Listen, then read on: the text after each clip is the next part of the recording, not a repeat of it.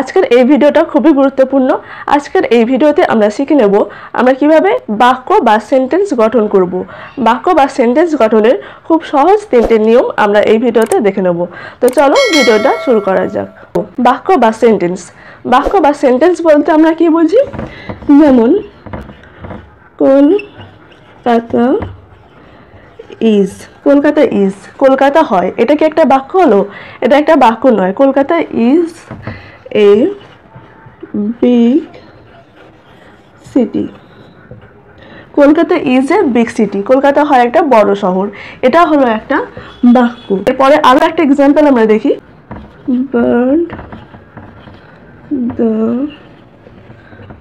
Fly sky in, এটা কি একটা বাক্য হলো? Bird the fly sky in, অনেকগুলো ওয়ার্ড পরপর বসেছে ঠিকই, কিন্তু এটা একটা অর্থপূর্ণ বাক্য নয়। কিন্তু আমি যদি বাক্যটাকে একটু সাজিয়ে গুছিয়ে লিখি, bird fly in the sky, এটা হচ্ছে একটা অর্থপূর্ণ বাক্য। পাখিরা আকাশে ওড়ে, এটা হচ্ছে একটা অর্থপূর্ণ বাক্য। বাক্য বা সেন্টেন্স আমরা কিভাবে বুঝবো? যখন কয়েকটি ওয়ার্ড পরপর বসে একটি অর্থপূর্ণ বাক্য গঠন করবে, সেটাকেই আমরা বাক্য বা সেন্টেন্স বলছি। যেমন এখানে দেখো, এখানে পরপর ওয়ার্ড বসেছে ঠিকই, কিন্তু এখানে কোনো অর্থপূর্ণ বাক্য দাঁড়াচ্ছে না। কিন্তু এটা দেখো, bird fly in the sky, এটা একটা অর্থপূর্ণ বাক্য বোঝাচ্ছে, তা এটাকেই আমরা সেন্টেন্স বলছি, আর এটাকে আমরা সেন্টেন্স বলছি না। তো এরপর আসা যাক, বাক্য গঠন করতে সর্বপ্রধান যে নিয়মটা দরকার সেটা হচ্ছে সাবজেক্ট। বাক্য গঠনের ক্ষেত্রে সর্বপ্রথম যে নিয়মটা হচ্ছে সেটা হচ্ছে সাবজেক্ট। সাবজেক্ট হচ্ছে কর্তা। সাবজেক্টটা কি? সাবজেক্টটা হচ্ছে কর্তা। সাবজেক্টের মধ্যে কি আছে? আই ইউ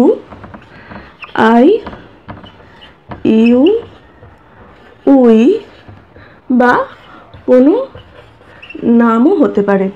আই আমি, ইউ তুমি, উই হচ্ছে আমরা, নেম হচ্ছে কারোর নাম বা যে কোনো কারোর নাম হতে পারে। তো এটা হচ্ছে সাবজেক্ট। একটা এক্সাম্পল দিই। এক্সাম্পল হচ্ছে Leela reads the book. Leela reads the book, এখানে বাক্যটা দেখো, সেন্টেন্সটা হচ্ছে লীলা রিডস দ্য বুক। এখানে কে বই পড়ছে? লীলা বই পড়ছে। তাহলে লীলা কি? লীলা হচ্ছে সাবজেক্ট, লীলা একজনের নাম। বা এখানে যদি আমি লিখি আই রিডস দ্য বুক, আমি বই পড়ছি, এখানে সাবজেক্ট হচ্ছে আই, তাহলে এটা হচ্ছে সাবজেক্ট। প্রথমটা ছিল সাবজেক্ট। এরপর দ্বিতীয় জিনিসটা হচ্ছে ভার্ব। ভার্বটা কি? ভার্বটা হচ্ছে ক্রিয়া। ভার্বটা হচ্ছে ক্রিয়া। এই সেন্টেন্সটা দেখো, লীলা রিডস দ্য বুক, প্রথমে ছিল লীলা হচ্ছে সাবজেক্ট। তো লীলা কি করছে? লীলা বই পড়ছে, তাহলে এই রিডসটা হচ্ছে ভার্ব, আর লীলাটা কি ছিল? সাবজেক্ট। তাহলে লীলা কি করছে? লীলা বই পড়ছে। লীলা রিডসটা হচ্ছে ভার্ব। তো এখানে ভার্বের কিছু এক্সাম্পল দিচ্ছে দেখো। ভার্বের হচ্ছে 5টা ফর্ম হয়। প্রথম 3টে ফর্ম খুবই ইম্পর্টেন্ট, প্রেজেন্ট, পাস্ট আর পাস্ট পার্টিসিপেল। তো প্রেজেন্ট, ভার্বের 3টে ফর্ম, প্রেজেন্ট, পাস্ট আর পাস্ট পার্টিসিপেল। প্রথমে আগে আমরা এই 3টে দেখি, তারপর আরো 2টো ফর্মে আসছি। প্রেজেন্ট হচ্ছে কি? Awake, AWAKE, awake. পাস্টে কি হবে? Awake, AWOKE, awake. এবার পাস্ট পার্টিসিপেলে হবে অ্যাওয়েকেন, AWOKEN। তাহলে অ্যাওয়েক প্রেজেন্ট ফর্ম, পাস্ট ফর্মে অ্যাওয়েক, আর পাস্ট পার্টিসিপেল ফর্মে অ্যাওয়েকেন। এরপর ভার্বের সাথে আমরা আইএনজি যুক্ত করে সেটাকে আমরা বলছি ভার্বের 4th ফর্ম। এটা কি ছিল? V1 ভার্বের ফার্স্ট ফর্ম, এটা ছিল V2 ভার্বের 2nd ফর্ম, এটা ছিল V3 ভার্বের 3rd ফর্ম। এরপর হচ্ছে ভার্বের 4th ফর্ম। ভার্বের সাথে আইএনজি যুক্ত করলেই ভার্বের 4th ফর্ম হয়ে যাবে। তো AWAKING, অ্যাওয়েকিং। এরপর আমরা দেখি ভার্বের 5th ফর্মটা। ভার্বের সাথে এস বা ইএস যুক্ত করে আমরা ভার্বের পঞ্চম বা ভার্বের ফিফথ ফর্মটা আমরা গঠন করতে পারি। তো AWAKES, অ্যাওয়েকেস। তাহলে awake, awake, awaken, awaking, awakes. এরপর হচ্ছে বিট, BEAT, পাস্ট ফর্মে ও বিট হবে। থার্ড ফর্মে পাস্ট পার্টিসিপেল ফর্মে হচ্ছে বিটেন, বিটেন। আর ফোর্থ ফর্মে আইএনজি যুক্ত হবে, তাহলে বিটিং। আর ফিফথ ফর্মে এস বা ইএস যুক্ত হবে, তাহলে বিটস। তাহলে beat, beat, beaten, beating, beats. Rise, rose, Ryzen.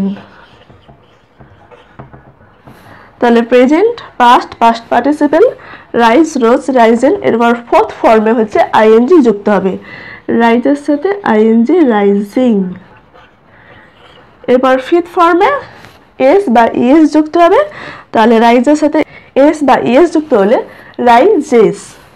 তো RISES, রাইজেস। এরপর আরো একটা দেখি, WEAR, wear, wore, worn, worn. তাহলে প্রেজেন্টে ওয়ার, পাস্টে ওর, আর পাস্ট পার্টিসিপেল ওন। এবার ফোর্থ ফর্মে আইএনজি যুক্ত হবে, তাহলে ওয়ারের সাথে আইএনজি যুক্ত করে আমরা ভার্বের ফোর্থ ফর্মটা গঠন করব। ফোর্থ ফর্মে কি হবে, ওয়ারিং, ওয়ারিং, ওয়ারিং। ভার্বের প্রেজেন্ট ফর্মের সাথে আইএনজি যুক্ত করে ভার্বের ফোর্থ ফর্মটা হলো। এবার ভার্বের ফিফথ ফর্মে আমরা এস বা ইএস যুক্ত করব, ওয়ার্স, ওয়ার, ওর, ওন, ওয়ারিং, ওয়ার্স। এগুলো হচ্ছে ভার্বের ফর্ম। তো সেন্টেন্স গঠনের ক্ষেত্রে আমরা এই ভার্বের 5টা ফর্মসকে অনেক সময় ব্যবহার করে থাকি। শুধুমাত্র যে এই কটা ভার্ব আছে তা নয়, এছাড়াও আরও অনেক হাজার হাজার ভার্ব আছে। তো এখন দেখা যাক সেন্টেন্স গঠনের 3 নম্বর রুলসটা। তো 3 নম্বর রুলসটা হচ্ছে অবজেক্ট। অবজেক্টে কি, অবজেক্ট হচ্ছে কর্ম, অবজেক্ট হচ্ছে কর্ম বা বিষয়, কর্ম বা বিষয়।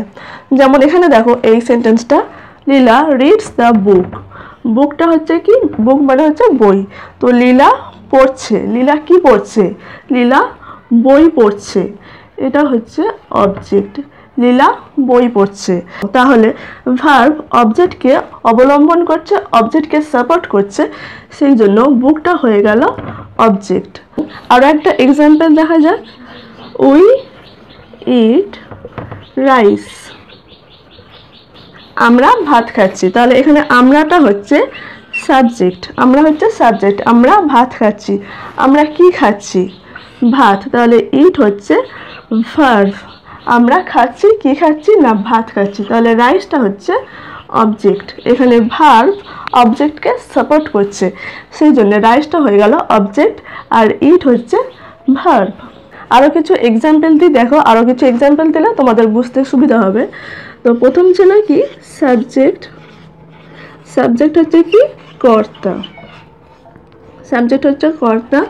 এরপর ছিল ভার্ব, ভার্ব হচ্ছে ক্রিয়া। এরপর হচ্ছে অবজেক্ট, অবজেক্ট হচ্ছে কর্ম। তাহলে সাবজেক্ট, ভার্ব, অবজেক্ট। যেগুলো সেন্টেন্স বা বাক্য গঠন করতে গেলে আমাদের এই 3টেকে ব্যবহার করতে হবে। তো সাবজেক্ট, ভার্ব, অবজেক্ট। এরপর আমরা কিছু এক্সাম্পল দেখে নিই। Birds fly in the sky, birds, তাহলে বার্ডসটা হচ্ছে সাবজেক্ট, ফ্লাই হচ্ছে ভার্ব। এরপর যেটা থাকছে ইন দ্য স্কাই, তাহলে বার্ডস সাবজেক্ট হচ্ছে পাখি, আকাশে উঠছে, উঠছেটা হচ্ছে ক্রিয়া, তাহলে ফ্লাই হচ্ছে ভার্ব। ইন দ্য স্কাই, পাখি উঠছে, কোথায় উঠছে, আকাশে, তাহলে ভার্বটা অবজেক্টকে সাপোর্ট করছে, সেই জন্য ইন দ্য স্কাই হচ্ছে অবজেক্ট। এবার আরও একটা এক্সাম্পল দেখা যাক। He reads a book. He হচ্ছে সাবজেক্ট, রিড